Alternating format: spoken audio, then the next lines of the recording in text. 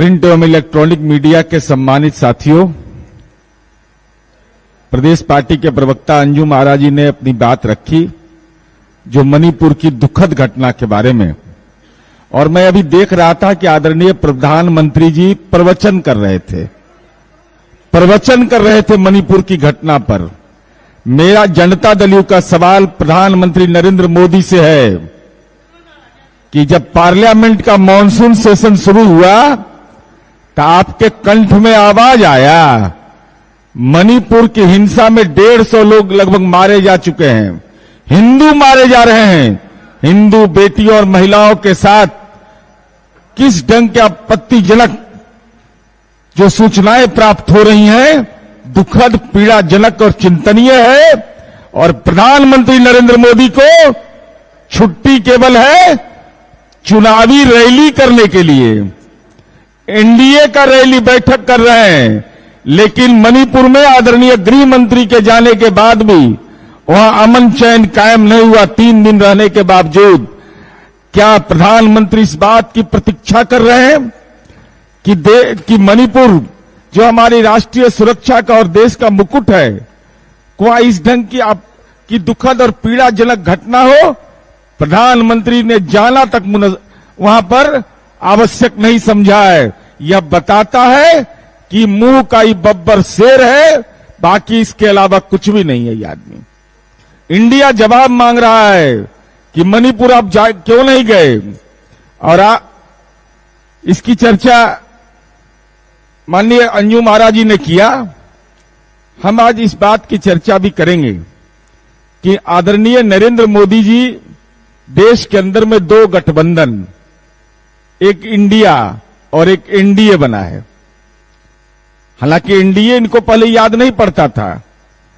ये बेचारे का तो इतना हालत खराब हो गया है कि यादाश्त भी भूल गए हैं, इनको याद भी। झूठ बोलने में तो खैर डिलीट नहीं, पीएचडी नहीं, कौन सा डिग्री जो दुनिया का होगा जो इनको नहीं मिला है। अब बताइए ये कहते क्या हैं? 28 तारीख को यह बोलते हैं, यह 28 मई 2023 को भाजपा के मुख्यमंत्रियों की बैठक दिल्ली में लेते हैं, और आदरणीय नरेंद्र मोदी जी बोलते हैं कि 25वीं वर्षगांठ आने वाला है,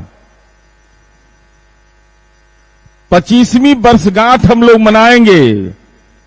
लेकिन नरेंद्र मोदी जी को यह याद नहीं था कि 1998 के 15 मई को एनडीए का गठन हुआ था। तो जिसको डेट का जानकारी नहीं हो, वो देश का प्रधानमंत्री बना हुआ हो, एनडीए का वर्षगांठ मनाएंगे और 28 और 15 दोनों में अंतर है, इनको पता नहीं चलता है। तो इनको कौन सरस्वती शिशु मंदिर में नाम लिखवाया, सबकी नहीं लिखवाया, हम नहीं जानते। लेकिन जिस देश के प्रधानमंत्री को यह जानकारी नहीं हो कि एनडीए का गठन कब हुआ था, एनडीए का गठन हुआ 15 मई को, ये 28 मई को कह रहे हैं कि हम वर्षगांठ मनाएंगे, 25वीं वर्षगांठ मनाएंगे। यह बताता है कि आदरणीय नरेंद्र मोदी जी की बौद्धिक क्षमता जो है उस सवाल के घेरे में है। इंडिया जवाब मांगता है इनसे कि 15 मई पहले होता है कि 28 मई होता है। अब चलिए, अब जरा इनका देखिए, इनका जरा लिस्ट देखिएगा आप। एक पार्टी है केरला कांग्रेस थॉमस, इसमें लिस्ट में लिखा हुआ है, कैसे बब्बर शेर नियर दहाड़ते हैं, केरला कांग्रेस थॉमस। देखिएगा ये लिस्ट है, केरला कांग्रेस थॉमस। अब जरा इनका फर्जीवाड़ा देखिए, ये कितना बड़ा फर्जीवाड़ा करने वाला सब है। केरला कांग्रेस थॉमस का विलय केरला कांग्रेस जोसेफ में 2021 में हो चुका है, 2021 में हो चुका है। केरला कांग्रेस थॉमस का विलय, चुनाव आयोग का लिस्ट निकाल के देख लीजिए। नरेंद्र मोदी, अमित शाह, जेपी नड्डा कह रहा है कि पार्टी तो अभी भी जिंदा है। अरे क्या कर रहे हो? क्या पहाड़गंज और अजमेरी गेट से किसी को पकड़ के ले आते हैं? कि चलो अशोका होटल में वो बैठक है, चलिए आप लोग बैठक में। ये तो वही हाल है, विलय उस पार्टी का हो चुका था और उसको बता रहे हैं कि हमारा सहयोगी दल है। अब चलिए, एगो जन स्वराज पार्टी है, हालांकि हम कहते हैं हमेशा कि भाजपा का बी टीम है, अभी पार्टी बना भी नहीं है। हम ये बार बार बोलते हैं कि बी टीम है। अरे आपको तो बहुत ऊपर कर्ज आपके ऊपर है, आपको तो प्रधानमंत्री बनवा दिए थे वो नेताजी, आप उनका भी नाम दे रहे हैं। अब सही नाम कौन है, कौन जन सुराज है, ई है कि कौन जन सुराज है, ये लिस्ट देखिए, जन सुराज पार्टी भी है। अब बताइए, इनको आज तक एनडीए याद नहीं पड़ा था, बेचारे गलती से भी याद नहीं करते थे। जब माननीय नीतीश कुमार जी और महागठबंधन के नेता माननीय लालू प्रसाद तेजस्वी यादव ने जो भी इस मुहिम की शुरुआत किया, तो इसके गहरे जख्म इतने जबरदस्त हुए कि इनको भी, जो विलोपित पार्टी है उसको भी शामिल कर दिया। बताइए, इससे बड़ा कोई फर्जीवाड़ा हो सकता है क्या? जिस पार्टी का विलय हो गया उस पार्टी को भी कह रहे हैं कि हमारा एनडीए का ही घटक दल है। मां सरस्वती तो आंखों में आंसू लेकर के क्रंदन करके रो रही हैं कि दाढ़ी वाला जो ये बाबा है, बब्बर शेर मुंह का, ये खाली जाली बात बोलता है, जाली काम करता है। अब चलिए, 37 इनके सहयोगी हैं, जिसमें 27 को एक भी लोकसभा में सांसद नहीं है।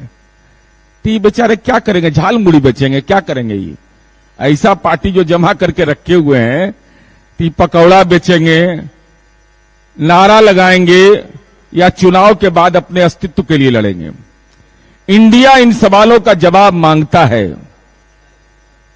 कि जवाब दीजिए। और मैं एक बयान देखा आदरणीय सुशील मोदी जी का, तो मुझे और चिंता हो गई कि कितना बेचैनी और हताशा में है। फर्जी इंडिया कह रहे हैं। अरे भारत मां के कैसे सपूत है जो इंडिया को फर्जी कह देगा? और जरा देखिए, हम अभी वीडियो दिखाते हैं आपको, देखिए क्या हाल है इनका, कैसे ग्रह चक्र, जो 9 ग्रह का चक्र होता है, ने अपने गठबंधन का नाम Indian national developmental inclusive alliance नाम दिया है। शॉर्ट में इसका मतलब इंडिया है। और हम कहना चाहते हैं, vote for India, vote for India. Bengaluru में बीजेपी विरोधी पार्टियों ने अपने गठबंधन का नाम इंडिया तय किया। और हम कहना चाहते हैं, vote for India, vote for India. NDA, can you challenge India? Bhajpa, can you challenge India? और हम कहना चाहते हैं, vote for India, vote for India. विपक्षी दलों ने अपने गठबंधन का नाम Indian national developmental inclusive alliance नाम दिया है। शॉर्ट में इसका मतलब इंडिया है। और हम कहना चाहते हैं, वोट फॉर इंडिया। अब तो गेंद उनके पाले में है। Vote for India Narendra Modi बोल रहे हैं और सुशील मोदी बोल रहे हैं कि इंडिया, फर्जी इंडिया। अब तो ये अद्भुत है, अपने जाल में, अपने महाजाल में फंसे। अब आदरणीय नरेंद्र मोदी जी, जो घटक दल के नाम पर आपने फर्जीवाड़ा किया, जिस तरीके का आचरण आपने बैठक के नाम पर किया और किस किस पार्टी के नाम का इस्तेमाल कर लिया, ऐसे ऐसे घटक दल हैं आपको जिसका एक भी सांसद नहीं है। वैसे लोग भी आपको इस स्थिति में माननीय नीतीश कुमार जी ने पहुंचा दिया आपको कि आपको यह कहना पड़ रहा है, दे दो राम, दिला दो राम, देने वाला सीताराम। मने आइए, हमारे साथ आइए, हम अब चुनाव का समय आ गया है।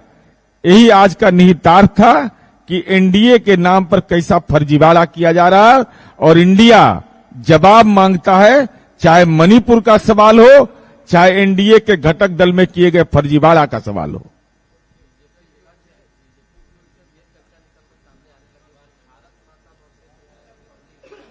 भारत माता, कौन बोलता है भारत माता?